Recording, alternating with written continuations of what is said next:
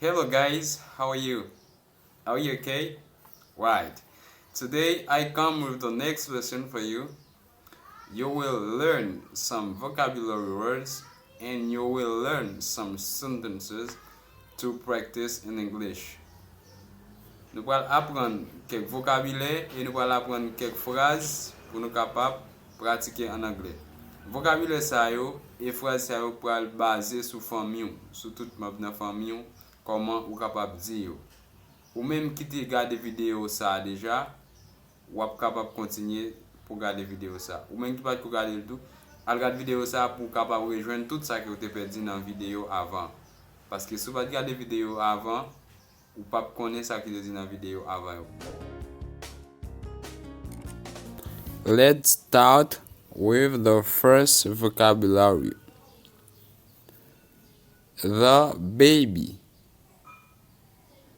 The baby. Ti bébé. The child. The child. Ti moun. A boy. A boy. Yon ti garçon. A girl. A girl.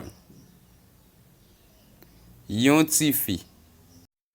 The old man. The old man.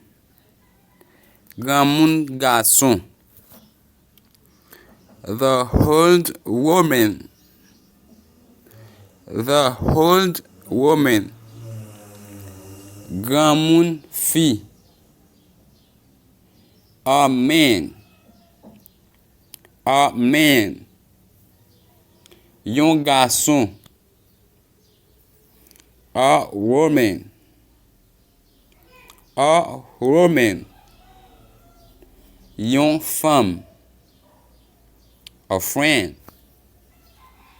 A friend. Yon zami. An enemy. An enemy. Yon l'ennemi. C'est de tout vocabulaire ça nous allons parler dans la vidéo. Ou même qui fin apprendre vocabulaire ça connaît comment pour dire en anglais. Nous allons apprendre comment pour faire phrase avec chaque vocabulaire ça. Pour chaque vocabulaire ça, nous allons essayer de faire phrase avec eux, une façon pour capable capter bien rapide. The baby is crying because her mother is not there. The baby is crying because her mother is not there. Ti bébé a crié parce que maman pas là.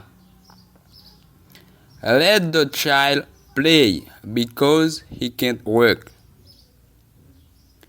Let the child play because he can't work. Quitte ti moun nan jouer parce qu'il pas ka travail. He is a gentle boy. He is a gentle boy. Li se yon ti garçon gentil.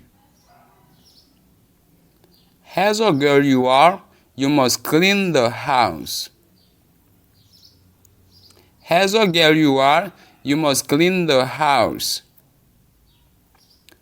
En tant que ou se yon ti fi, ou doit propter kaila.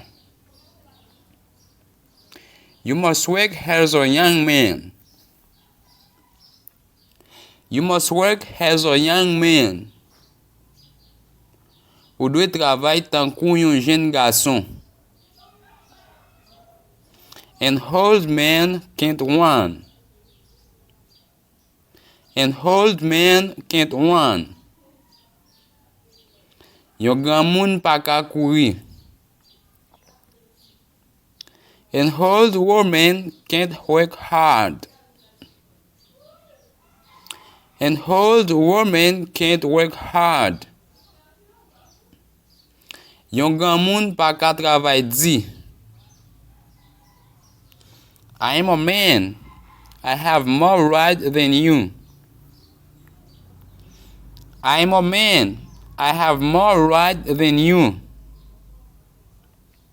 Mwen se yon gason. Mwen gen plis dwa pase yo. I know my right as a woman. I know my right as a woman. Mwen konen dwa mwen en tanke yon femme. You are more than a friend for me.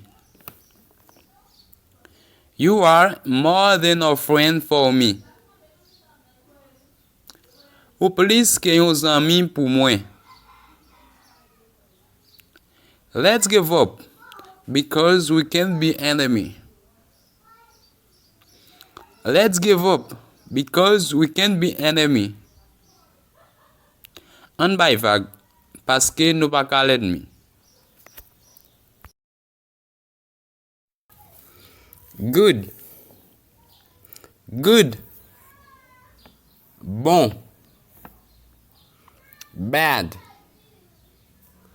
Bad. Mauvais. Happy. Happy. Content. Sad. Sad. Triste. Intelligent. Intelligent. Intelligent. Stupid. Stupid. Sot. Laborious. Laborious. Travailler. Lazy. Lazy. Paresseux. Young. Young. Jeune. Old. Old. Grand moun. Handsome. Beautiful. Handsome. Beautiful. Belle. Ugly. Ugly. Lead. Grateful. Grateful. Reconnaissant. Ungrateful. Ungrateful. Ingrat. Rich. Rich. Riche. Poor. Poor. Pauvre. Small. Small. Petit.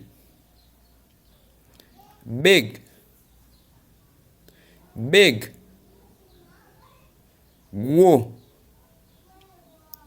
Short. Short. Court. Tall. Tall. Woe. Skinny. Thin. Skinny. Thin. Meg. Fat. Fat.